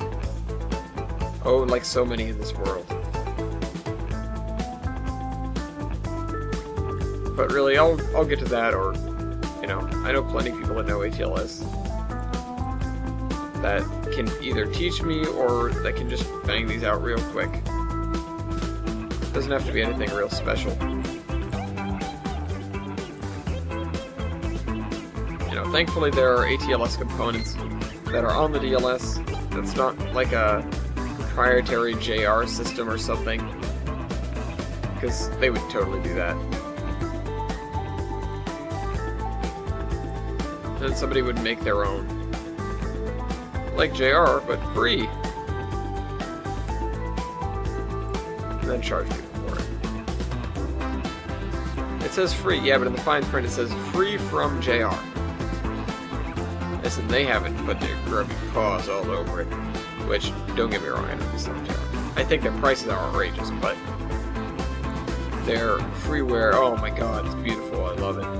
And that's how they subsidize their beautiful, beautiful freeware, by cranking up the prices on heritage units. And the juice train.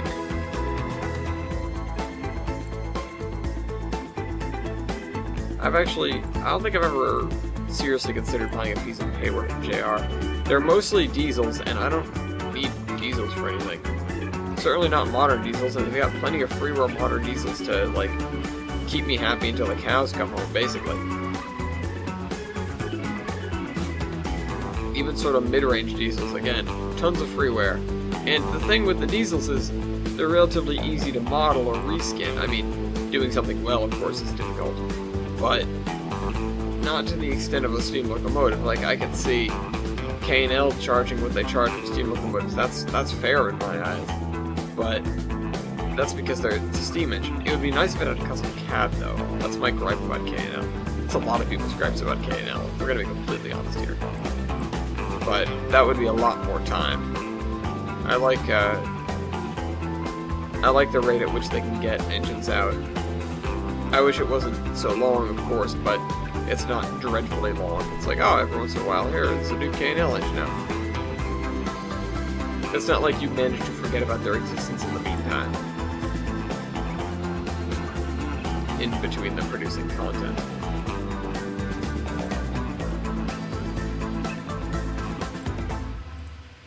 And oh, I can't wait for that. I can't wait for that new number 90. I'm gonna snatch that up in a heartbeat. There are 3 things, literally half the things that K&L is currently working on, I am probably gonna get day 1. Or close to, you know, as soon as I go, alright, time for me to get that. The first one is Jefferson 3713, the B&M Pacific. I need that engine. I love that engine. The second one is the I-1 because I want a good freight steamer. I want a good Pennsy freight steamer. Or I just want a good Pennsy steamer for them in general, a good all-around engine, but the L1 they have is old. And so is the K4, but the K4 is not a freight engine. I didn't, and you know what's funny, I run into the same problem in real life with model railroading. I have 3 locomotives, 2 of them are passenger engines, and 1 is mixed traffic. I need to get a Mikado or something. I've talked about that before. So, yeah, I don't need to go over the same things again. So, I need a Mikado. I need to have something that isn't basically the same thing over and over again. Another passenger engine, and the passenger engines, it's funny, you know, freight trains are, okay, so when I was younger, freight trains were the boring ones. They never did anything cool. I didn't want to drive freight trains around. Now that I'm older, it's like, oh, freight trains are the bomb. Freight trains do everything cool. They do all the switching. They do, like, they serve industries. They actually get to come off the main line every once in a while. You know? Passenger trains are so limited. And yet, especially when it comes to steam locomotives, the passenger locomotives, oh my god, are they good. You know, and they're the famous ones too. There's no fame and fortune in a USRA Mikado. As, you know, it's funny, I can't even really think of too many freight engines. Exclusively freight engines. Unless you're Brown. You know, people won't know you too well as a freight engine. You know, unless you're Chris. I guess Chris could be either, though he's a Northern. And passenger engines like, oh, the T1, the K4, the I-5, the New Haven I-5, the New York Central Hudsons, oh my god, they're all amazing, they're all beautiful. And freight engines get no love.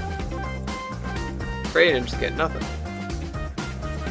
I mean, unless you're a foamer, then you can love the freight engines all you want. Oh, Tier 4, AC 4400 or whatever.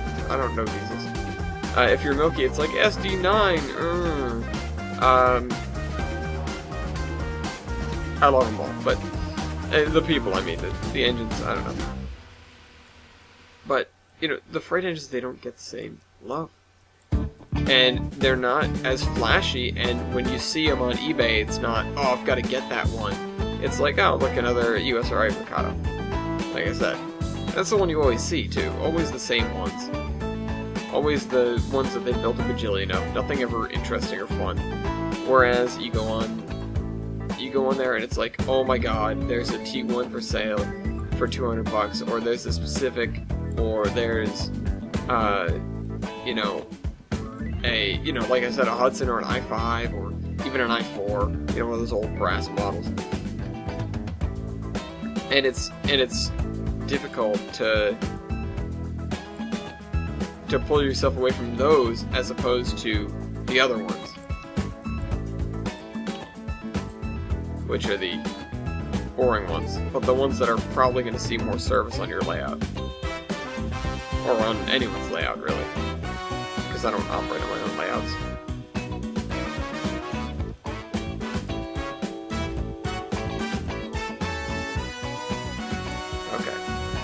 I've got to fill in these. It's a little patchy. It's developing bald spots over here. This is just prepping for putting in trees.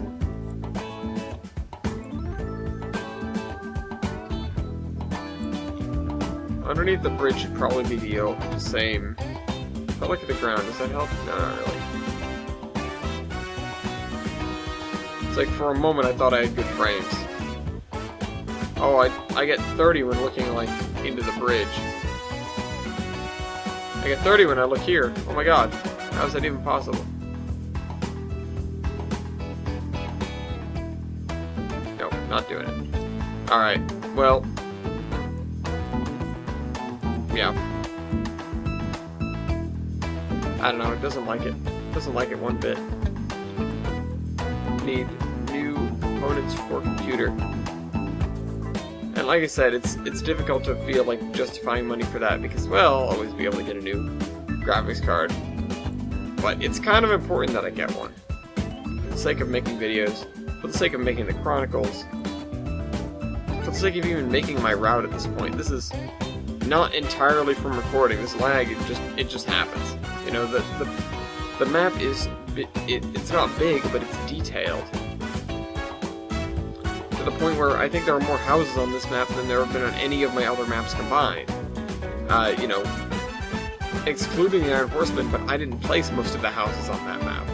That was not me.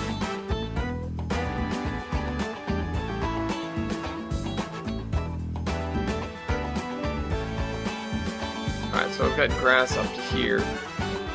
I'm not sure if I should grass around these, at least maybe one strip, maybe.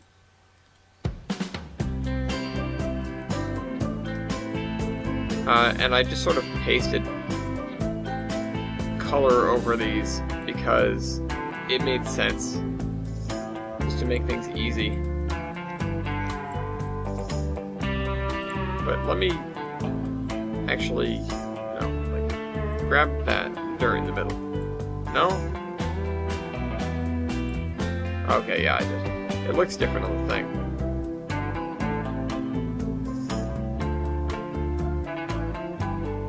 I don't actually care if I can see this outside of the road, I just want to be able to see it on the map mostly. Because there's no way to tell what it looks like on the map. Map is hardly a satellite view.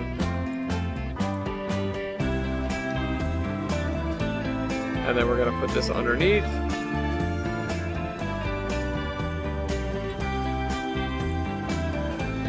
We'll work on the other side in the future. The other side doesn't get anything until we get out of here. Again, I'm going to go like 10 miles before I do anything else. I don't have a way to measure that. I'm not sure I do. I don't know. Excuse me. So, we're just gonna fill in the edges with grass. And now,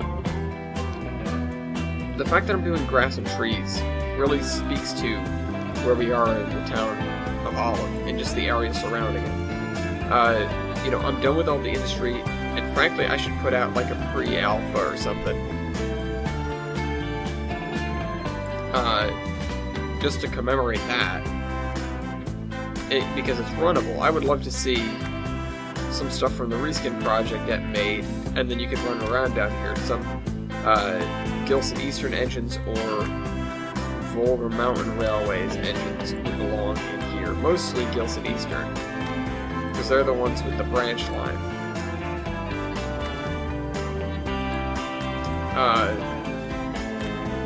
But Volga Mountains would be appropriate for the pushers. And I could set up portals and stuff like that. Like, I could go out of my way to make it a workable operating session almost. Which is what I would want to do, which is why I don't do it. Which is why I haven't done it, because it would take a lot of time. It would take a lot of time to get right. It would take a lot of time to get how I want it to be.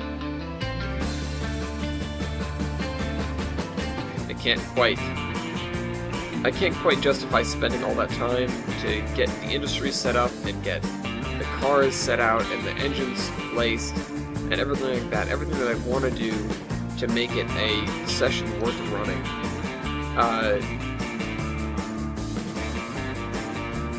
And then, you know, move on from that part of the map a little while later. You know, maybe when I'm done, like I said, when I'm done with this area, like done for sure, then I guess I could justify doing that, because this area will remain stagnant, and in the future, I won't have to like, I won't have to put out a new version because I've changed this area. The only reason to put out a new version is because you can now go somewhere else. And that's what I think I'm going to do, really. At the very least, I'll put out a version of the map. If I put out a session with it, it will ideally have all the fixins, or at least I'd spend some time, maybe an episode's worth, putting it together so that you have something to run. And ideally, I'd set it up to be multiplayer as well. I just don't know how to do that. There's a multiplayer rule that you have to have. I don't know. I'm not entirely sure how it works.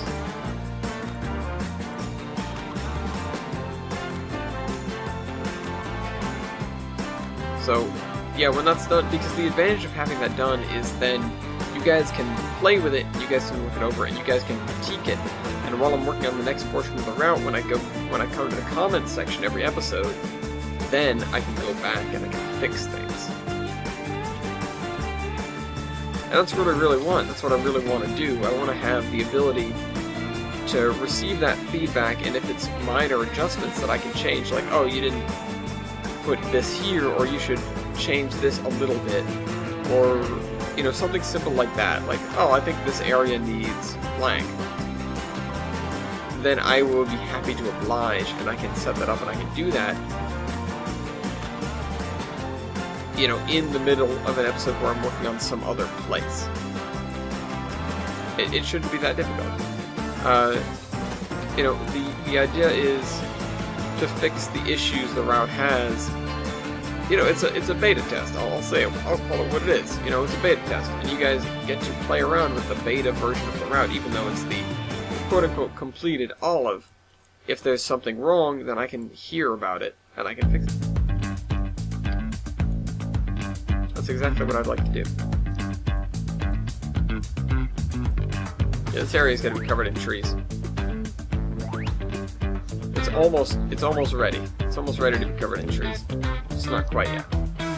I'm not sure I'm going to do it on camera, actually. Because I'm still a little bit nervous. It's proven itself to be okay, but I'm still a little bit nervous about doing it. Well, we haven't heard the sheep all episode. I haven't gone over there. Happy about that. Well, this and this are the only two blocks, the only two sections left in Olive that are undone. Which, looking at the size of the town, it's like half of Olive. But this area has only got, it's got a handful of blocks. These two are going to be beach blocks. It's not going to be much here. These two are going to be normal, I think. I'll make them residential. Or not. I'm not really sure. Maybe / commercial. And then I don't even know what I'm going to do over here. Probably some residential. Maybe super cheap residential.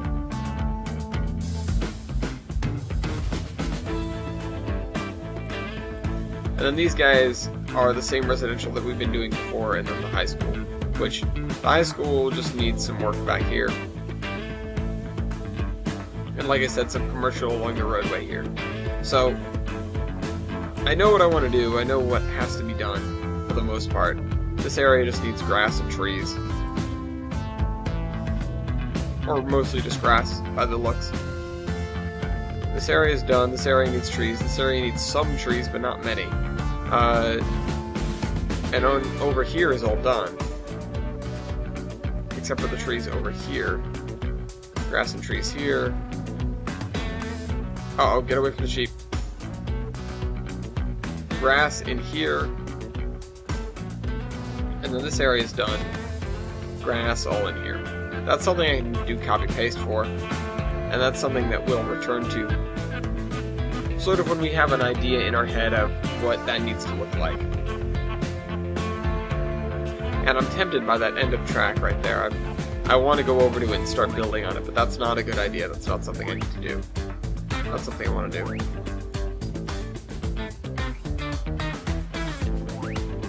This area is all done. This is the coast road. I did this before.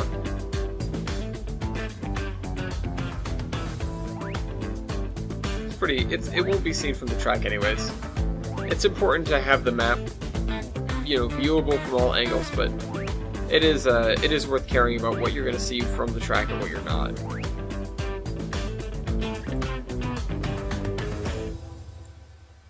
You are building a world, though. I've said that before. I've said that before. But that's what I like to build, you know? It's not real to me unless there's the feel of it being real from all angles. Which is going to drive me to drink, of course, but the fact that, you know, you have these model railroads in real life where you look around and you can see the scenes play out. You know, there's a carnival, there's a house burning down, there's children playing, there's, you know, whatever, anything, anywhere, there's somebody getting pulled over or whatever. There's a drug deal going on in this back alley here. Trust me, I modeled it. But, you know, it's a world, it's got life. You can see other things going on than the trains making their way through a landscape. And I think that is one of the best parts of a model railroad, because if it wasn't, why would people even bother? Why would you even bother building a model railroad? You just build a train set and call it a day. You know, you've got to sell it. You've got to make it seem like you're doing something that's real, or, you know, that's at least an imitation of reality. Or else you're not doing very much.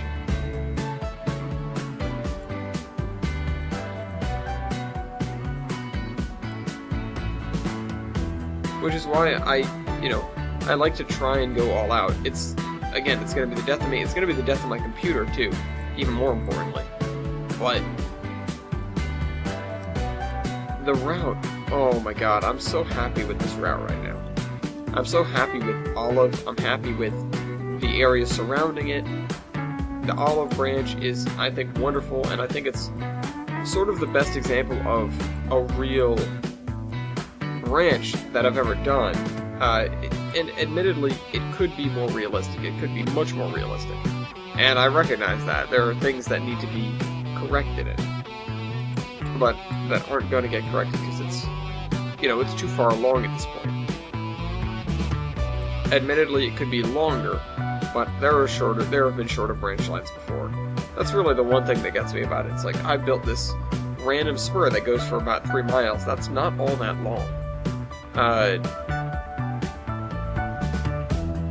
It's, you know, it's fairly short. By Rhode Island standards, it's fairly long, but for branch line standards, really, it's not long at all.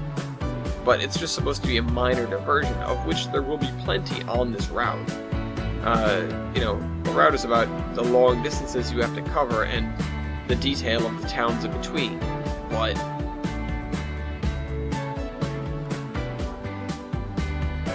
there's realism in there in that a railroad isn't just linear.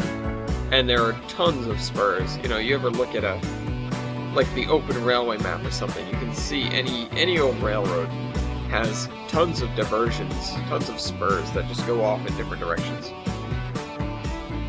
For whatever reason, you know, sometimes just to access one industry, they'll go out for a mile or something. You know, it may have been more someday, or was planned to be more, or, you know, maybe just got out of hand, or whatever. Maybe it's exactly what it was supposed to be, but the idea is that it's not the main line, and it's not really a major branch line. It's just a spur line that just goes to one little thing, or a couple of little things, on a nice little out-of-the-way trip.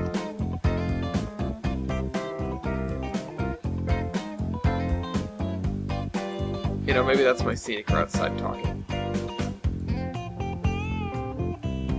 Let's put that there. Let's put that there. Just happy little trees, happy little grass. So this area is pretty much ready for trees. From here to here, I guess. From here to the edge of the highway. And we'll be that much closer to being done with it. So let's look at our beach side one more time and see how we like it.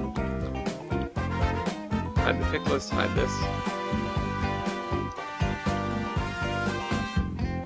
Alright, I hope you guys enjoyed this video. Hold on, let me do this actually. Let's just see how it looks looking this way. There's going to be some stuff that's missing around here. But we'll see how it looks. I hope you guys enjoyed this video. Oh, come on, load in everything. And I will see you next week. Remember to leave your comments, questions, concerns, whatever, suggestions especially. I love suggestions. Oh, we missed a spot down here. That's something I'd like to have pointed out to me. Train Man out.